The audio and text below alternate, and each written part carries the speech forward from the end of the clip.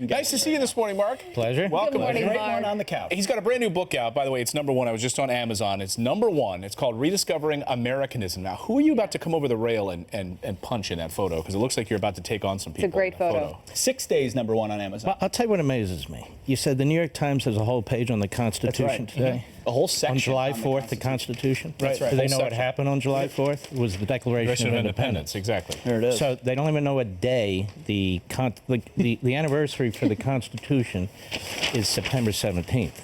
Today's July 4th. It's the Declaration of Independence. Wrong document. Wrong document. So we're not going to rely on them to tell us what is in the Constitution. We bring up the Declaration of Independence. You're a Philly boy. Yes, I'm a Philly boy. You're a Philly girl. You go to Independence Hall there in Philadelphia. You walk through that courtyard where the Declaration of Independence was read aloud for the very first time that morning. A quiet morning. It was read aloud that afternoon. It's got to make you frustrated, I'm sure, putting those words in this book and rediscovering an Americanism. How far have we drifted from that morning to where we are this morning? Well, very far. Here you have the paper record, which really is birdcage paper, to be perfectly honest about it. This is a huge day.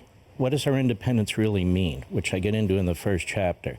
What are natural law, natural rights? What do they mean by unalienable rights and so forth? And there they are writing about the Constitution. Now, I love the Constitution, but the Constitution is the manifestation of the Declaration of Independence. It's the governing document. The principles of this country that we're celebrating today, the men who fought for this country, put their lives on the line, what were they all about? And the reason why you won't see that explained in the New York Times is because they don't agree with it. The entire progressive movement rejects the Declaration of Independence. How do we know? They told us this. Woodrow Wilson told us this. Others on the intellectual side of the progressive movement 100 years ago told us this. They don't believe in unalienable rights. They believe that your rights come from government, and they believe that liberty is something that also comes from government. They even say it. You cannot fulfill yourself. This is why Bernie Sanders talks about free education, free health care, because otherwise you're not free, according to them. Well, Mark, to your point, Bernie Sanders recently tweeted this. It's a great example of He should stop tweeting, by the way. He's the one that should stop tweeting. You're right. He tweeted this. Republicans talk a lot about freedom and choice, but you cannot truly be free if you can't afford health care or food or medicine. That's exactly the point, and that's why you'll never see a full page on the Declaration of Independence by the New York Times. Freedom is not about government redistribution of wealth. Do you think those men who fought the revolution and put their lives on the line wanted a big centralized government that redistributes wealth? They would be absolutely appalled. No, but that's the progressive mindset. You can't have health care unless the government controls it and redistributes it. You can't have education unless the government controls it and redistributes it. It's nonsense. This is Independence Day, July 4th. Well, we're living in different times, right, with Twitter that is dominating the headlines. You have a lot of people, a lot of the critics to the president saying, you've got to get off social media, you've got to get off Twitter. His response to that is, no, if anything, I'm going to double down on Twitter because this is my voice. This is the only way that I can get my thoughts out there. Take a listen to what he said. The fake media is trying to silence us, but we will not let them because the people know the truth. The fake media tried to stop us from going to the White House, but I'm president and they're not. Their agenda is not your agenda. You've been saying it. I will never stop fighting for you. I am delivering on trade, on the economy, on the Supreme Court, on the Second Amendment, on our military, for our veterans. He also admits that his use of social media, he says it's not presidential. He tweeted this yesterday. He said it's modern day presidential. Make America great again. What are your thoughts? Well, what is he supposed to do? Allow CNN and NBC and all the rest of them interpret what he says? If anything's happened as a result of this, the media have completely disrespected themselves and the American people. They look absurd. Now, the president may have a bad tweet here and there, but 90% of them are quite good as far as I'm concerned. He needs to go over the head of the media. He needs to go around the media the way Reagan did. He's not Reagan, he's Trump. He has his own way of doing it. So the idea that we spend 5 days on that one tweet when we've had presidents in the Oval Office who've done a hell of a lot worse than Donald Trump has ever tweeted out is absurd. Are you surprised, though? Am I surprised at the media? That we focus so much on it, the mainstream media. They love this. They love it when he does 5 days is ridiculous. I mean, and who's the target? Joe Scarborough and Mika Brzezinski? They don't even have ratings. There are more ratings on airport radar and sonograms than they have on MSNBC. Do they also not? Well said. Do they also not, they missed the point, and they did an assessment of his tweets, and the vast majority of them are about substance. They are about policy or what he's achieved or where he wants to take this country, but they're laser focused on a few. Now they're going to mentally unhinge. Do you see legislation where they're saying he shouldn't be qualified, he should be, the 25th Amendment should disqualify him in his game? I mean, he's incapacitated. Where are they going? How far can they go? First of all, that's absurd. Again, they don't even know what the 25th Amendment is all about. Where are they going? They're nuts. You want to talk about nuts? The minute the man was elected, the day after, they're talking impeachment. They're trashing. There's the Constitution, they say, which they don't get. The Electoral College.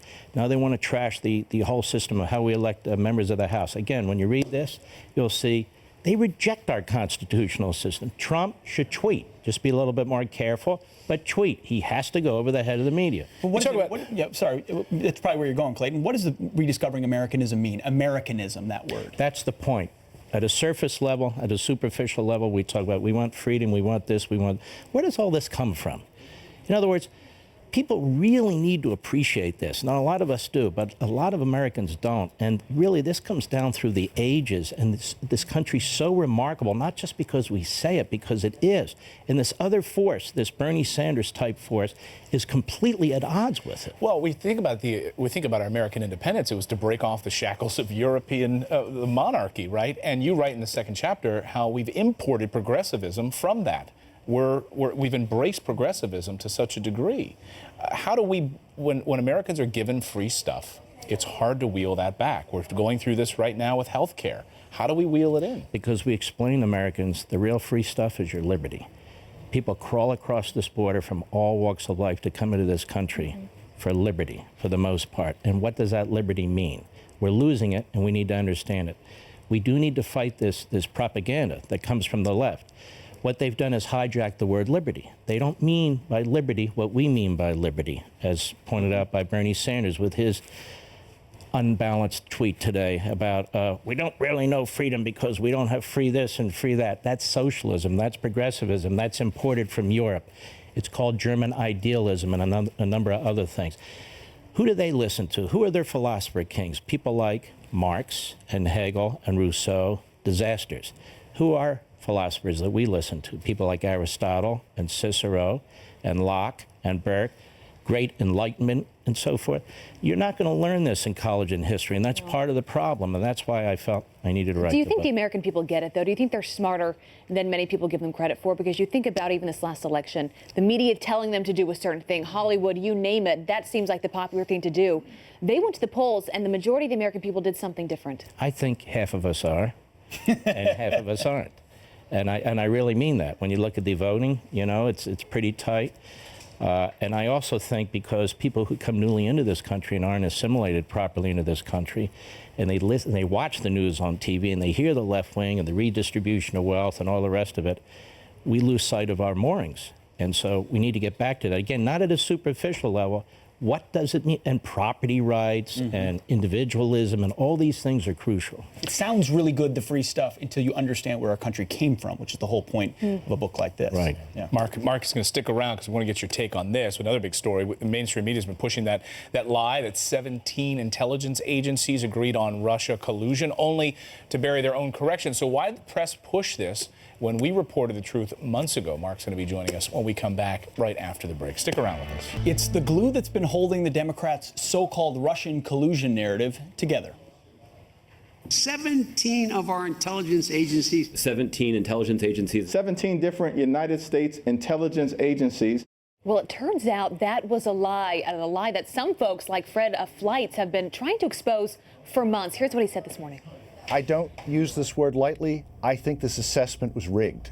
I think it was rigged to come up with the most negative conclusion possible to hurt Mr. Trump and to produce the conclusion that the Obama White House and the mainstream media was looking for. From my experience in the intelligence community, I can't see this any other way. So Mark Levin is here this morning, and he was on our air a number of months ago saying this. We had a number of people here on Fox saying that exact same thing, that this was a total lie. He pointed out the documents side by side.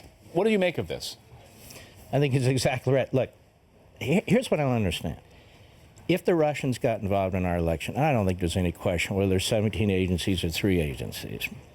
I think the point is the President of the United States was Barack Obama. The head of the CIA was Brennan. The National Intelligence Director was Clapper. The Attorney General was Loretta Lynch. The FBI Director was Jim Comey. My question is this: why aren't Republicans on these committees digging in on this and making these points? Instead, I watch the Senate Intelligence Committee. They're grilling Jeff Sessions. They're saying these other things. You got to watch Mark Warner go on. Do you realize how horrible this is, that the Russians got involved in our election? And I'm sitting there saying, do you realize that's on your watch? Right. And what have you done about it? Great point. The idea that Trump is colluded, don't you think if Trump world is colluded by now, it'd be leaked 14,000 different ways? They did not collude with the Russians. The Democrats in the Obama administration colluded to keep that information from the American people. This is a massive, in my view, cover-up to deflect it on Trump world away from Obama world. I've also argued that there was domestic surveillance involved with the unmasking of American citizens, including members of Congress. Mike Flynn, including members of Congress. You'll remember this administration, the Obama administration. They were spying on Netanyahu, spying on Ron Dermer, the ambassador, members of Congress, Jewish organizations. You want to know where there's a massive scandal? It's the abuse of intelligence. This is just the latest piece of it. Then why aren't we hearing about that in the media? I mean, there's been a report out that former President Barack Obama knew about this Russian collusion back in August before the election even happened, did nothing about it because he assumed Hillary Clinton would win. I haven't heard about that anywhere other than here when we've talked about it. It's a one-day news story, and then they drop it. It's because, honestly, our Republicans in the Senate and House are weak. They control these committees. Amen. That ought to be the focus of these committees, not Trump world. He was running for president of the United States. He had no say in what the Russians were doing officially. What are they scared That's of? such a great point. What are they scared of then? Yes. Why aren't they I pushing think back? because there's only a few media outlets that will actually address this honestly. The other media outlets are in the back pocket of the Democrat Party. But what about Republicans in Congress? That's what I mean. They don't like to be attacked. They're scaredy cats. They don't want to be attacked by network news and so forth. It's just appalling. And that's where Trump is different, and Republicans gravitate to him. And because then at they least tell he him don't fights. tweet. I mean, well, how's he supposed to get his message out? Yeah. Right, it's supposed to fall in line. The book is called Rediscovering Americanism and the Tyranny of Progressivism. It's #1 right now. And has been for 6 straight days. I have on a Amazon. feeling it's going to be #1 after this show as well. Mark Levin, great to see you this morning. Thanks so much. Thanks a lot. honor. Mark, a lot Happy of people 4th of have been July. emailing us appreciate this it. morning saying they love your book. Thank they you. loved reading I it. much so appreciate it. Thanks for being with God us. bless. Great history book.